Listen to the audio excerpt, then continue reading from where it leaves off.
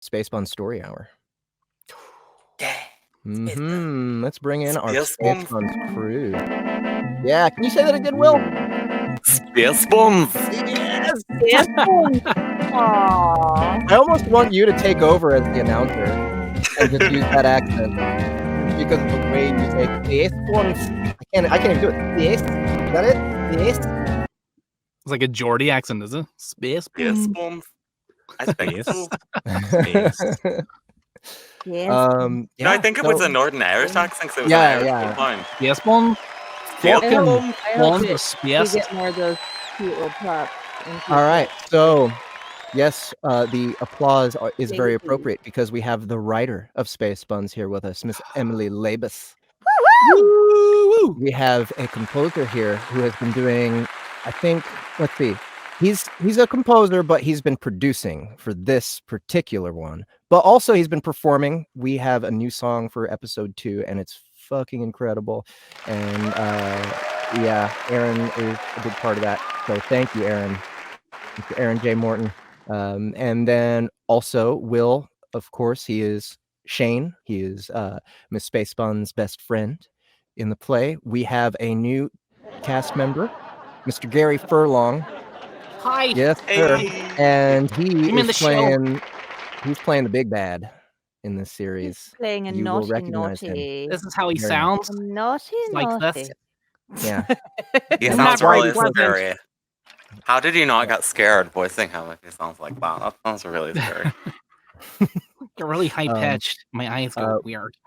Of course, Justin Thomas James, our Kyle for Space Buns, and he's Everybody's picked up a couple more. favorite. Yes, he picked up a couple more roles in episode 2. And of course, Space Buns herself, Miss Annie Ellicott. C'est moi. That's her. Well, I want to kind of like, should I just step back and let you and Emily run the show right now and start talking about Space Buns, or should I be asking you questions? Does that sound better? Okay, that's the one. That's the one. That's the one. Yeah. All right. So. Emily, episode you're muted. We can't You're hear muted, you. Emily. No wonder we weren't responding to you. Nope, that's still. You are still very muted. We're gonna do this entire segment in charades. Okay, so yeah, do you know sign? How's your sign language? What's this sign? I don't know. We can't hear you. Semaphore? Do you have any flags? Can you hear me now? There we go. All right, Emily. And Annie. More Emily. What were the big challenges of writing? Now we have not just episode 2 finished, but we have episodes 3 through 7 in an outline, ready to be pieced together, ready to be detailed and everything. What was the biggest difficulty of coming up with that outline and deciding where we wanted Space Buns Space guns. Space guns. Like Space Buns to journey this season, this year? I think the hardest thing probably was that we just now realizing that Space Guns should have been the show. No, actually, I think, and I can't speak for Annie, I think actually the outlining it was fairly easy. I think once we found these characters' voices, it was pretty easy to figure out where we wanted them to go from there. I think what's actually been harder, but like so fun and so rewarding, has been piecing everything together. Yeah. What about you, Miss Space Buns? I already forgot the question. What was the hardest? Are you in character part? right now? Yes. 24/7, baby. Always. Every day of my life. What was the hardest part for you as far as conceptualizing? Remembering my lines. The hardest. What was that? Sorry. What was the hardest part? The hardest part of developing the rest of the story between episode 1 and now. The hardest part of developing the story. Oh, I think really honing in on what the special powers are going to be exactly, and then how to unveil them. And then also I think, working on, I would say, the Space Buns story hour scenes, which are like the superhero scenes, figuring out a really a nice balance between Space Buns not being very good at creating those yet, and also having entertaining scenes to work, just the pacing of the arc of everything, I guess. Yeah. So that's a lot of stuff. I mean, we have so Emily's like, I think right now Emily's the only writer here. Is that right? Yes. Well, I think of all of you as being writers on the show in a sense. I mean, every single one of you has contributed. Well, yeah, I feel like everyone's kind of based on themselves in a lot of ways. Perhaps not me. Justin. Justin more so than anybody else. Well, Justin got to play his dad, right? He did. I did get to play my dad. Yes, Yeah. in this latest episode, I am. I get to just be jolly and very dad enthusiastic, which just felt right. But also, your Kyle is kind of the most interesting. And I'm person also in the world. Kyle. Kyle I'm is also the most Kyle. interesting man in the world, and it's funny because the dad-like bouncer initially in my head, he was pretty much just James Gandolfini, and then you started doing like the wholesome dad, and I was yes. Yes. If you still need James Gandolfini, I'm actually pretty good at him.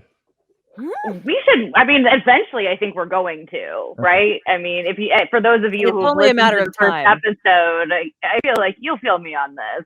Yeah. I got James Gandolfini in my back Only a pocket. matter It's of cool. time. That's cool.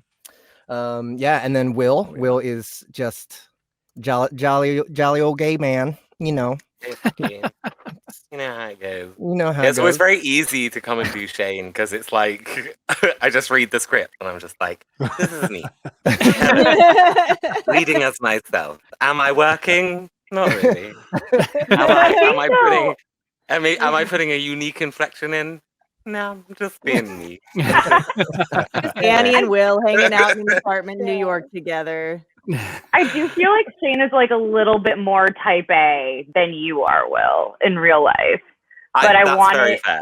That's very fair. wanted to capture though, like your heart and how caring you are. Yeah. And it's funny. Initially, we didn't know initially who Shane was going to be, and then after we wrote it, Annie and I read it, and we're like, this just has to be Will because it already is Will. Yeah, Shane was supposed to be. Shane was going to be a female roommate, but we were like, man, Will would be It was perfect. a Will roommate. It's Will. Yeah. I love it. And then Gary, he's basically playing himself, a shifty Irishman, kind of a That's it right there. like waiting. Don't cross me. Exactly. And Aaron's playing himself as well in this one. He's behind the scenes, recording stuff. Aaron, I have to say, Aaron's giving me a very 2D from Gorillaz vibe today. Like, oh yeah, you showed up with those glasses on. I was like, "You're gonna be singing Up on Melancholy Hill for us?" Like, such a good I love song. it. No. Aaron, can you tell us a little bit about last night? Yeah. The music. No, the music. No, the music, not that part. The music. Well, no, it's the last several days we've been wrapping up production on a particular song for this episode, and it's just like I don't know how much I can contribute because Annie is the one who like directed the production on it, and it's just been a blast because I'm in the studio creating something from my brain, and that's its own discovery process, but just recording and tweaking according to Annie's vision is just like getting closer and closer to something where I don't know exactly what it's going to sound like at the end. So it was a whole different experience, but we recorded everything in the song is live. There are no sampled instruments. This is a jazz combo with a live upright bass player, a live saxophone player, live vocals, and I recorded vibraphone and drums in this room over here, and so it's a completely acoustic production, and it's a blast to work on. And we got Mark Sutherland yeah. playing sax. Yeah. I don't know. I mean, Yeah, like, and Jordan, what's Jordan's last name? Jordan Hale. Hale. He's wonderful, I isn't he? say- I know all these wonderful jazz musicians, so Oh, course you do. it was And great. to be able honest, use any variety. song that has a vibraphone and a saxophone in it is bound to be a good time. Oh, isn't Will, it? you're Like, gonna love it. It's so Mhm. jazzy. I It is can't very wait. good. I'm excited. Yeah, and we're not going to play it for you guys because it's just too good. It's too good. You're gonna have and to find you're gonna have to wait till you listen to the episode. Wow. Hey, hey, hey! So maybe we could play Do the it. beginning. The beginning might be enticing. Okay, no. Just play that one part over and over again. Until we beg When you I'm to not stop. looking, Loop That's it. it. like, sneak it in, Just sneak it into and then I can the rush in like, dungeon, oh, AI not that dungeon. entirely too silly. So Emily, Yeah. what else can we okay, so episode 2, we are getting deeper into the mystery of exactly what the hell happened with Space Buns near the end. If any of you haven't listened to it, it involves a certain knitting needle going into a certain orifice. Yeah. You gonna tell us about what True, happened that's all last the We're night, not Jeff? talking about fun. You said we had weren't to make talking about make last it sound as weird as possible. yeah, I did. Well, you know, people got to get interested. Yeah, sure. Yeah. So We're all going through all the orify Poke their So- curiosity. in our heads. I feel like all the little detail decisions that you made, Emily, felt very natural with what's been going on in the story. Like, I'm okay. Spoiler alert for anyone who hasn't listened to the first episode. Just, you know, anyone who hasn't Close your listened, ears now. plug your nose and like start Earmuffs. singing. But meeting Stanley Wheeler, I didn't even think that Stanley Wheeler was going to keep being a part of the show, and then he became like Professor X, kind of, right? So where did that decision come from? Well, it came from a few different places, I would say. I think one thing that I definitely wanted Ruby to have, and I think, you know, Annie will agree with this, is, you know, some kind of mentor type figure. And actually, another spoiler, we're giving her more than one, which I think will be really cool. And for me, I liked the idea of having it be Stanley Wheeler because, well, how do I put this into words? You'll have to excuse me. I'm a little bit feverish from my second COVID shot. Yay.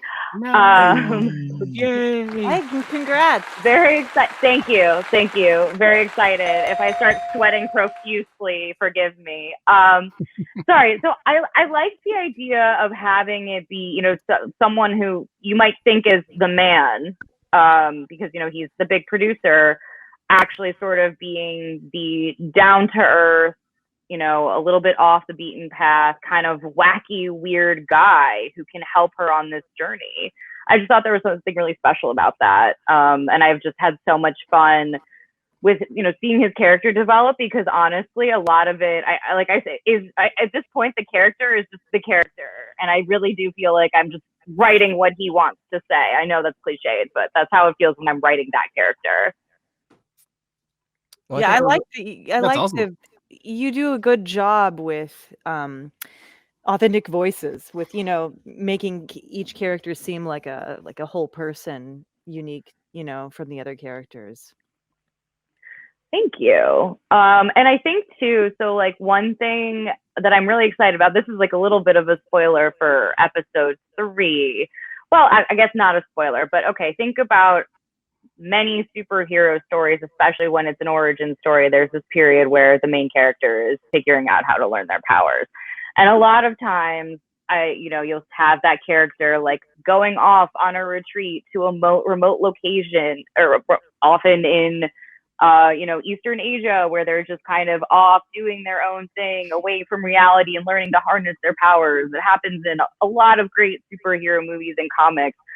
And my boyfriend and I were actually rewatching Doctor Strange a little while ago, and I was, I love that movie, but I would just had this moment of, what if you can't afford to do that, but you're a superhero? Like, right? I mean, people have lives that they can't leave, and so that's so.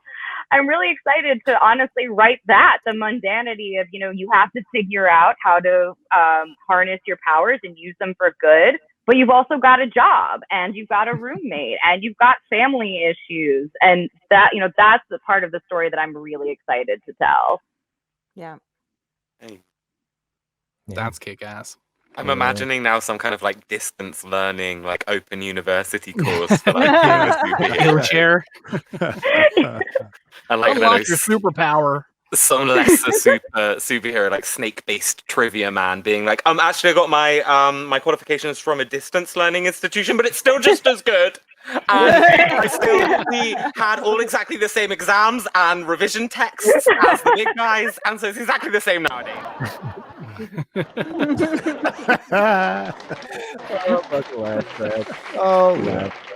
Laugh track. You guys, you audience, Laugh you're track. so with it today. Oh man. All right. Well, Annie. Yeah. One more question for you. What is your favorite aspect of the Space Buns show so far? Gosh, that's a tough question. I think I enjoy sort of like the little producer roles that I get to play.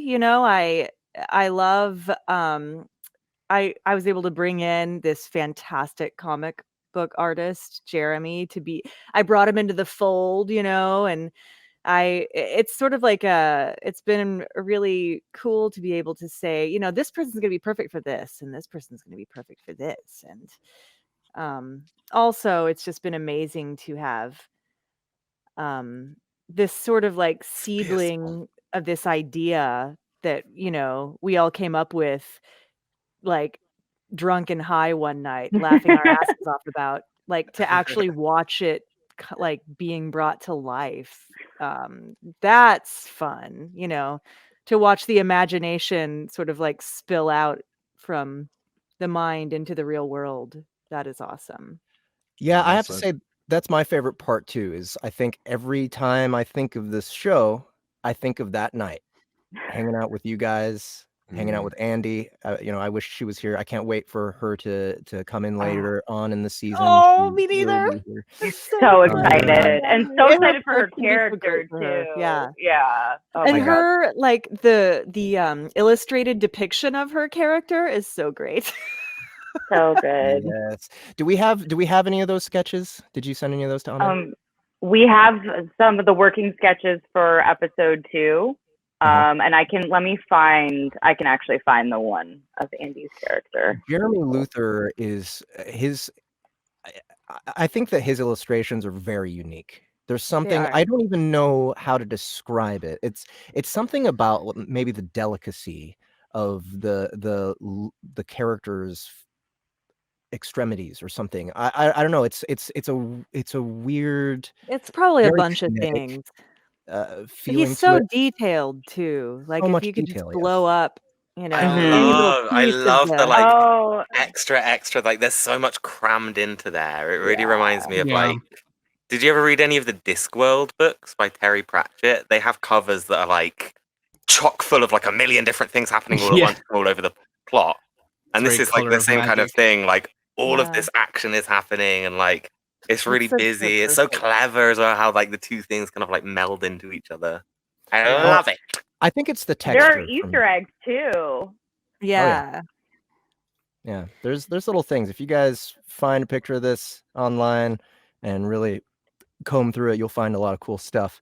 But Jeff, I want to go back and say something. I forgot. Really, like, one of the things I love the most is being able to compose music, like to like write songs for something specifically. Like, I've never had the assignment of writing a song about something, and I find that that's really helpful to the creative process, and it's caused me to write stuff that I wouldn't have written ever. So that's amazing. Sorry. Yeah, that is definitely amazing. Like it's thrilling for me that I'm giving you this excuse to write Yeah. more music, right? I remember I'm you very were grateful. saying a while back that you aren't as prolific as you'd like to be, and this is Yeah. kind of pushing you towards that. Yeah. So I feel like Here's I'm doing Andy's a good thing character. for the whole world. Mhm. Yeah, that was Andy's character. She looks very. So Right, freaking nice. awesome. She looks. I Dope. Very, love her. I love her too. I'm scared of her. Me too. Yeah, yeah. So yeah, next Thursday, Space Buns Episode 2 releases on the Soundbooth Theater platform. And next Thursday, at the same time that Soundbooth Theater Live usually is, we are going to have a public listening party of the first episode. It'll What be day is here that? on YouTube, on Twitch, in the Woohoo! Facebook group. That is next The Thursday, 6th. the 6th. Yes. The 6th. So we will be listening to episode 1 with all of you. Woohoo! And oh, yep, go ahead. Go ahead, Emily. I just got so excited. And if you attend the show and you want to hear it without our commentary, which like weird, why would you? But if that's your deal, if you come and then you send us your email, we will get you a free copy of the first episode to get you hyped for the second. Ooh, Yep. nice. Good Class that. deal. Yes. So Yes. tell me the time again that on the 6th? 7 o'clock Central. 7 o'clock Central. Cool. 8 o'clock Eastern. Same time as Soundbooth Theater Live. So we're basically just having an extra Soundbooth Theater Live, except we're not actually performing. We're just lazily playing the episode and making fun of each other. And you Nice. listeners. We're going to try and make fun of all of you listeners as well. We'll figure out a way. We'll mock Making you fun somehow. of people. Yeah, we'll mock you somehow. Don't worry. But yes, thank you guys for coming to the Space Buns little story hour. I hope everybody is excited about this. You're all integral parts of the process, and you've all done a fantastic job of bringing episode 2 together. And the following episodes, which we will be rushing to get done next month. We'll do it. We'll do it. We'll have a monthly episode. And you guys will not be disappointed. So far, it's all amazing. So, yay! Thank you guys. Woo, woo. Thank you guys for having us. See you next week. Ciao, ciao. So, Justin, Yeah. do you need to peace out? Yes, I'm going to be peacing out for the rest of the evening as well.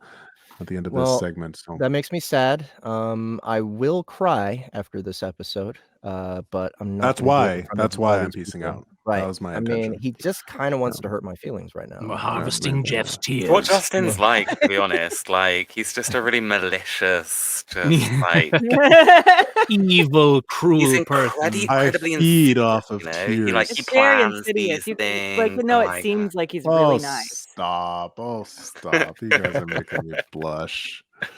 Have a wonderful night, everybody. Thank you for Farewell, watching. co-host. I'll see you on the other side. Ciao. Bye. Ah.